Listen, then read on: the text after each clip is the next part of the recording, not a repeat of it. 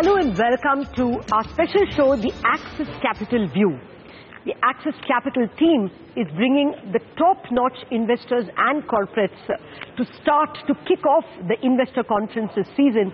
And I have with me the three stalwarts who have put together this investor conference. I have with me Dharmesh Mehta, the MD and CEO of Axis Capital, Anirban Chakraborty, the Deputy CEO of Axis Capital, and Nandan Chakraborty, Managing Director and Head of Research. Gentlemen, thank you very much for joining us. The markets and retail investors are eager to hear how Samvat 2072 will pan out. 2071 was flat as far as the index was concerned, but as far as mutual funds and retail investors are concerned, I think people are still in the money. But nevertheless, sir, okay, Dharmesh, let me start with you. What is the sense you are getting from the big FII and domestic investors whom you have invited for the conference? Are you getting a sense that the Modi premium, which we started off with 18 months ago, is waning? Obviously, the premium has gone away and the expectations are toned down, which is good for the markets. Unfortunately, last year, we were all on the Modi premium and a lot of expectations built in. Hence, you didn't see a great return on the index. But Latha, you also have to dissect the index, because the index has a lot of commodities, especially Reliance and ONGC and some state-owned banks, which obviously has underperformed with the kind of environment we were in. Hence, the index doesn't show a great performance, but if you dissect them out, index has done definitely very well. Well, the current year and the current next 1 or 2 years are looking very bullish, because you've got 2-3 engines running for India today. The global environment is choppy, as you know. Hence, there is no safe haven to go except India, or more likely India rather than any other country. So the commodities are still going to be bearish, or you're going to be in a weak commodity cycle, which benefits India in a big way for inflation. Other side, government is pushing all these reforms you've been hearing for the last 1 week. The big election is out of the way, which was actually stalling the reforms. And now we are back to the development growth agenda, especially knowing the verdict which has happened. Government will be more intense on ensuring that the reforms which they announce are executed on time. And the third, which we are very bullish on, is this whole invention of, or the implementation of the 4G and the digital space, which are going to look into in the next current year and the next year. I believe the businesses will change big time, and the technology and this whole data will definitely benefit all the corporates, especially banks, content provider companies, whoever is on the digital space. I think so India will benefit the most. Okay, so there are 3 engines running for India this time. I will come back to you on that engine and to Nandan as well on how those themes are likely to play out stock-wise.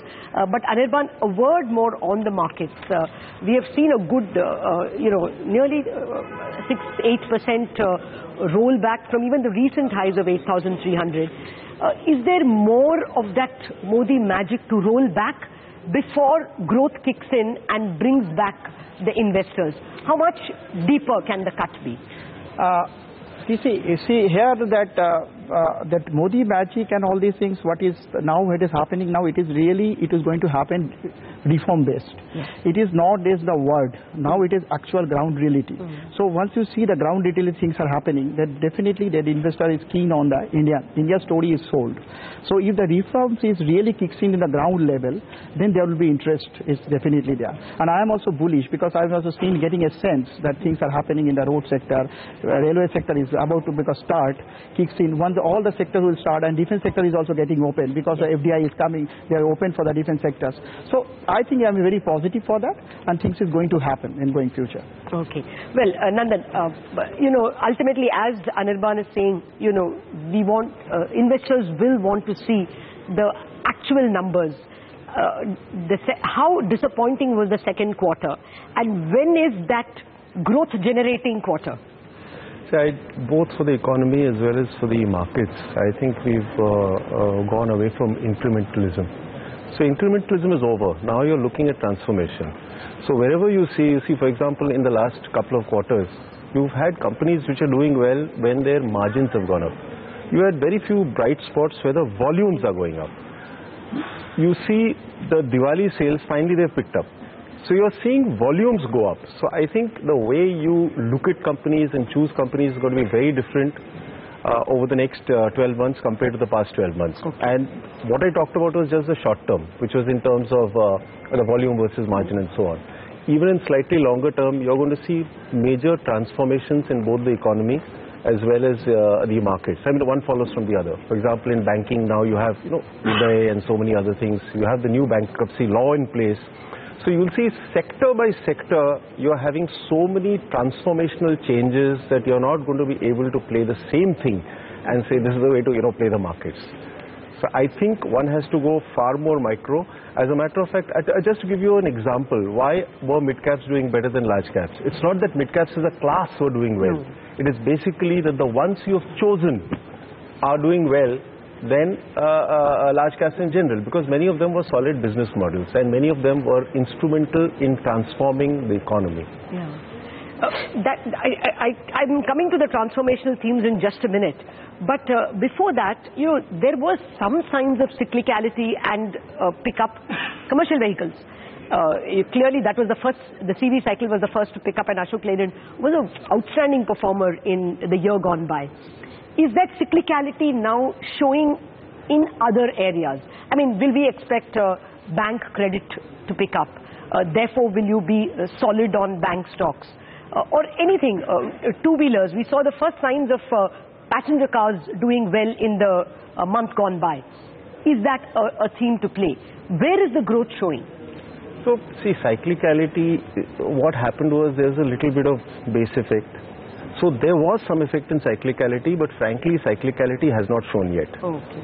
But having said that, there's no choice but the cyclicality to show itself in the next year. And it was anyway always envisaged that 2015 is going to be a year of reform, of consolidation in terms of the economy. So you have the best macro that's possible. So you have a case where going forward you have interest rates which can only go down. No. You have capex which can only go up. You have consumption which was absolutely toughed out. So you have everything going for you in terms of, so the best time to invest normally is when the macro is okay and the micro is starting to pick up. So to answer your question, yes, cyclicality has been a problem, and we're still hoping that cyclicality will come back, and it has started with consumption, and that's the great part. We were expecting the cyclicality to start with government spend. While that has happened, we don't know the month-to-month breakup of how much has gone where. On the other hand, we do know large orders like that huge locomotives order in Madhepur with Alstom. There's a massive orders, some 30,000-40,000 crores here. And some of those are going to be exported even in time to Australia and so on. So I think that's big stuff. When you talk about Make in India, that's really big stuff. So things are happening, and cyclicality will play itself, I think, in next year as it was expected to in any case. Okay, gentlemen, hold on to that thought. I have to take a break, but I'm coming back with lots more questions on what are the main themes that the Axis Capital Conference will explore. In a minute with Dharmesh, Anirban and Nandan.